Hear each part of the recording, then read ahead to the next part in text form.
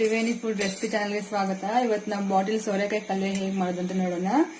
ನೋಡಿ, ಸ್ಟವ್ ಮೇಲೆ ಫ್ಯಾನ್ ಇಟ್ಕೊಂಡೆ, ಅದಕ್ಕೆ 2 ಟೇಬಲ್ ಸ್ಪೂನ್ ಎಣ್ಣೆ ಹಾಕೋಣ.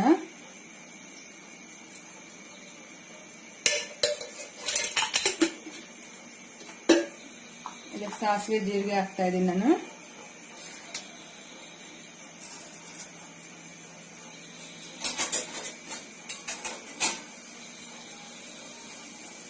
ನೋಡಿ ಫ್ರೆಂಡ್ಸ್, ಈರುಳ್ಳಿ, 2 ಮೆಣಸಿನಕಾಯಿ, ಸ್ವಲ್ಪ ಕರಿಬೇವು ತಗೊಂಡಿದ್ದೀನಿ, ಹಾಕೊಳ್ಳೋಣ.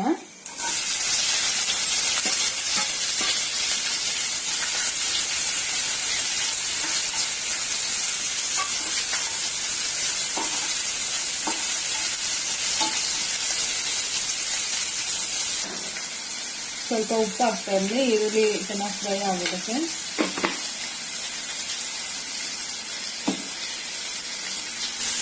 ಎಲ್ಲ ಮಿಕ್ಸ್ ಮಾಡ್ಕೊಳ್ಳೋಣ. ಚೆನ್ನಾಗಿ ಸ್ವಲ್ಪ ಒಂದು 2 ಸೆಕೆಂಡ್ಸ್ ಫ್ರೈ ಆಗಬೇಕು ಆನಿಯನ್.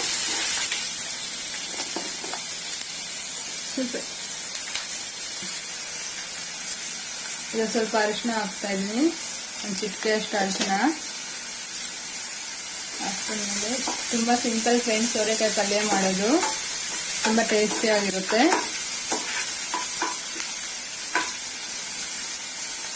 ಇದಕ್ಕೆ ನಾನು ಸೋರೆಕಾಯಿ ಹಾಕ್ತಾ ಇದ್ದೀನಿ.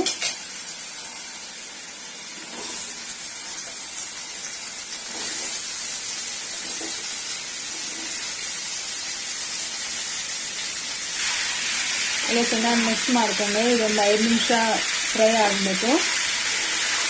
ಬೇಗನೆ ಆಗೋಗುತ್ತೆ ಫ್ರೆಂಡ್ಸ್. ಸೋರೆಕಾಯಿ ಪಲ್ಯ ಇದೆಯಲ್ಲ, ತುಂಬ ಸಿಂಪಲ್ಲು, ವೆರಿ ಟೇಸ್ಟಿ.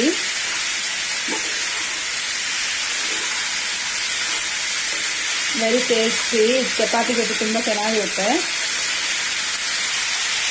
ಈಗ ಸ್ವಲ್ಪ ನಾನು ಅದು ಪ್ಲೇಟ್ ಮುಚ್ತಾ ಇದ್ದೀನಿ, ಒಂದು 5 ನಿಮಿಷ ಫ್ರೈ ಆಗಕ್ಕೆ ಬಿಡ್ತಾ ಇದ್ದೀನಿ. ಅಷ್ಟರಲ್ಲಿ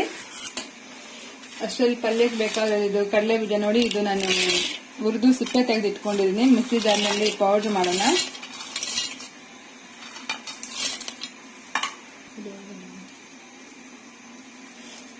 ಬೆಳ್ಳುಳ್ಳಿ ಒಂದು 4 ಹಾಕ್ತಾ ಇದ್ದೀನಿ. ಅರ್ಧ ಟೇಬಲ್ ಸ್ಪೂನ್ ಉಪ್ಪು ಹಾಕ್ತಾ ಇದ್ದೀನಿ. ಸ್ವಲ್ಪ ಖಾರದ ಪುಡಿ ಹಾಕ್ತಾ ಇದ್ದೀನಿ ಫ್ರೆಂಡ್ಸ್. ಅದ್ರಲ್ಲಿ ಮೆಣಸಿನಕಾಯಿ 2 ಹಾಕಿದ್ದೆ, ಅದರಿಂದ ಸ್ವಲ್ಪ ಟೇಸ್ಟ್ಗೋಸ್ಕರ ಖಾರದ ಪುಡಿ ಸ್ವಲ್ಪ ಹಾಕ್ತಾ ಇದ್ದೀನಿ. ಇದನ್ನು ನಾವೀಗ ಪೌಡರ್ ಮಾಡೋಣ.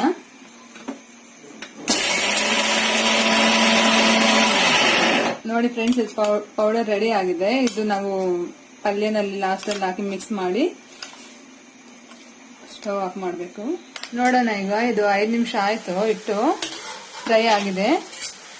ನೋಡಿ ಫ್ರೆಂಡ್ಸ್, ಎಲ್ಲ ಫ್ರೈ ಆಗೋಗಿದೆ, ಫುಲ್ ಎಲ್ಲ ಸಾಫ್ಟಾಗಿ ಆಗೋಗಿದೆ. ನೋಡಿ, ತೋರಿಸ್ತೀನಿ ನಿಮಗೆ.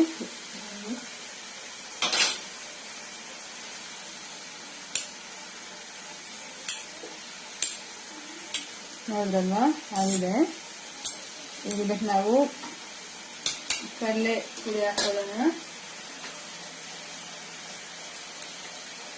ಇದಕ್ಕೆ ನಾನು ಕಡಲೆ ಪುಡಿ ಸೇರಿಸ್ತಾ ಇದ್ದೀನಿ. ಎಲ್ಲ ಮಿಕ್ಸ್ ಮಾಡೋಣ ಒಂದ್ಸಲ ಸೇರಿಸ್ಕೊಂಡು. ಮಿಕ್ಸ್ ಮಾಡಿ ಆಯ್ತು. ಇದಕ್ಕೆ ನೋಡಿ ಲಾಸ್ಟ್ ನಾನು ಕೊತ್ತಂಬರಿ ಸೊಪ್ಪು ಹಾಕ್ತಾ ಇದ್ದೀನಿ.